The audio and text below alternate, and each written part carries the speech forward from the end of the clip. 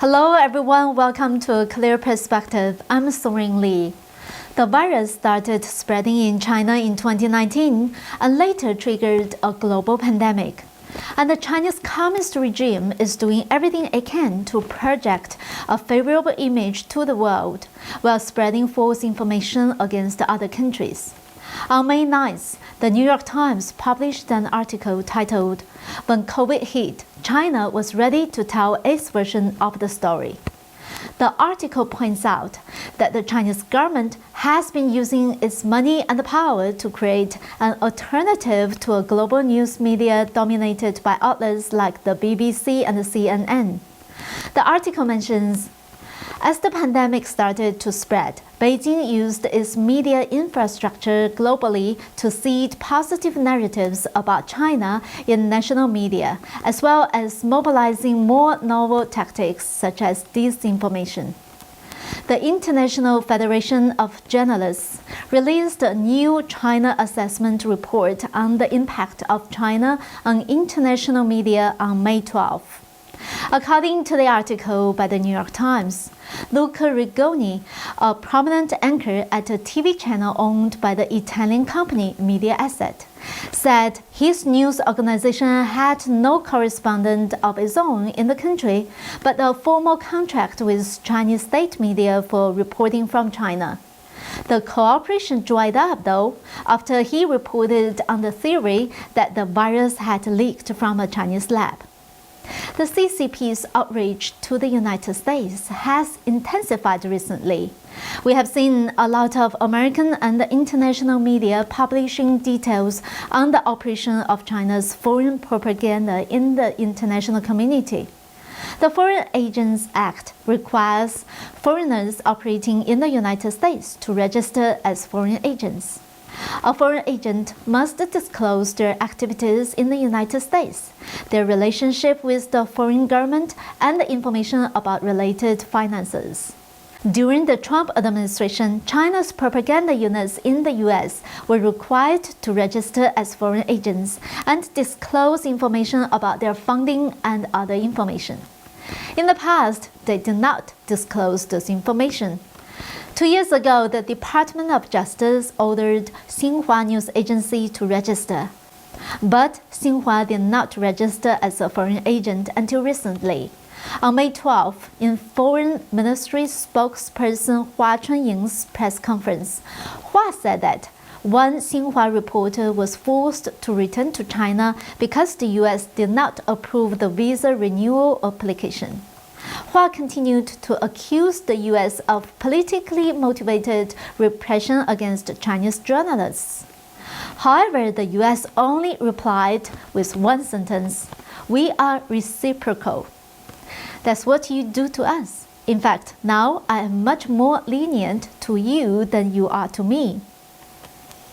We have always known that the CCP has been very aggressive in pushing its propaganda in the US and internationally. Now we have concrete evidence, including the number of participants and the funding. Let's see how they influence the United States. According to the semi-annual reports, foreign agents are required to file with the Department of Justice and the FARA. Chinese foreign agent spending has increased by 500% to influence America. It was revealed that the Xinhua News Agency, who registered in early May, has spent a total of over $10 million since March 2020. The funds came directly from Beijing. Xinhua News has 8 branches in the United States, including their headquarters in New York, offices in San Francisco, Los Angeles, and Houston. Just rental fees alone were over $3.3 million, and the other expenses, including attorney fees, were over $500,000. Furthermore, the China Global Television Network, CGTN, which is obviously very important to the CCP, has received a lot of money from them as well. Last year, CGTN invested more than $50 million in US operations.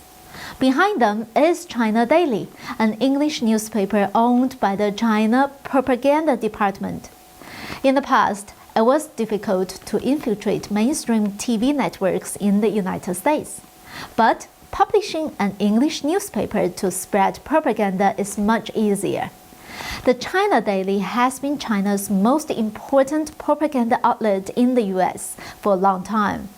The content is what the CCP wants to tell Americans and let Americans hear about China.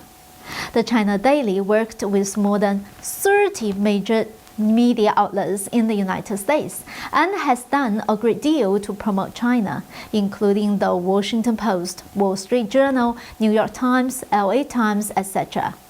It has paid more than $4.6 million to the Washington Post and nearly $6 million to the Wall Street Journal since November 2016.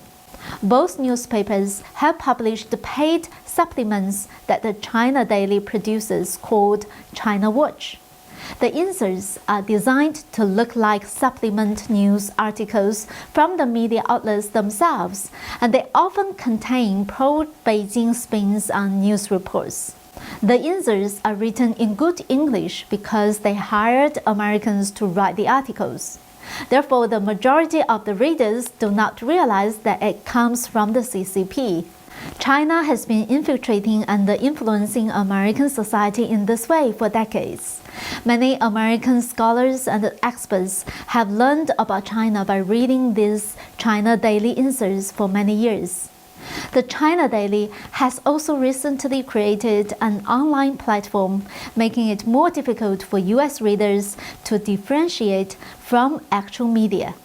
In fact, the China Daily has received over $91 million from its parent company in Beijing over the course of 11 months, from November 2019 to October 2020. The Washington Free Beacon has reported that the China Daily has repeatedly violated the Foreign Agent Registration Act, FARA, by failing to provide full disclosure about its purchases. According to the Washington Free Beacon, China Daily has also run more than 700 online ads designed to look like news articles and purchased 500 print pages in 6 American newspapers over the last 7 years. In addition to that, China Daily has sent an advertisement to every office, member, aides, and various executive officers in Congress. Not only that, these advertisements have actually been sent to every governmental department of the United States. Almost every government department that allows for newspapers receive the China Daily. The Washington Free Beacon called the Wall Street Journal, New York Times, Washington Post, and asking how much money they've been getting for their cooperation with the China Daily. They all refused to comment. Just like water slowly wearing down stone, the CCP will eventually influence the American public. In addition to the propaganda, they even bribe Americans to work for them. I think everyone may remember that the head of the chemistry department at Harvard University was a member of the China's Thousand Talents program. It seems like it's become easier for them to buy off people in the US. Now, let's talk about the CCP's infiltration of the US-Chinese community. Recently, a Chinese person named Ge Bidong, who regularly makes anti-communist statements on the internet, told a personal story. He was invited to travel from California to New York to help the campaign of a Chinese-American military chaplain. The chaplain was running for Congress back in March. The chaplain fled to the U.S. after the Tiananmen massacre in 1989. The chaplain was a Christian that was persecuted by the CCP in the past, and now he wanted to be a politician. However, after Ge Bidong arrived in New York, it never occurred to him that he might be targeted by some special agents. On Facebook, someone messaged him and offered food and lodging. That night, they had dinner together. During the dinner, the person who invited him told him that all 3 major Chinese communities were governed by the Chinese consulate, and the consulate controls all the Chinese American candidates in local elections. Furthermore, they also created a profile on him that keeps track of his movements at all times. This was how they managed to reach out to him the second he landed in New York. All of these special agents were here to help the military chaplain in his campaign, and the military chaplain was bought by the CCP. Shocking? Right. Even New York's police chief of department has been invited by them to travel to China. How many organizations outside of China have actually been infiltrated? How many Western politicians were bought? Ever since the collapse of the former Soviet Union, China has launched unrestricted warfare against the West, especially the United States, to keep their twisted ideologies alive. The CCP's special agent, like Trojan horse, has entered many cities in the United States and other Western countries under different guises. Many of them have been around for so long that they have acquired the nationality of the infiltrated countries. Before last year's outbreak, they were able to create a shortage of masks all around the world. They have the power to create fear. That is why Yang Jiechi, one of China's top diplomats, dared to openly provoke the U.S. during the Sino-U.S. summit. That's why the Chinese Communist Party's state councilor Jin Canrong dared to openly declare that the votes they have can make all the members of the U.S. Congress kneel down. I think these are not just idle threats. Lastly, we would like to remind our viewers again that our platform may be restricted on social media. We would like to recommend the YouMaker platform to everyone. Our videos are available on YouMaker. Please subscribe, and we hope to see you there. Thank you for your support. We'll see you next time.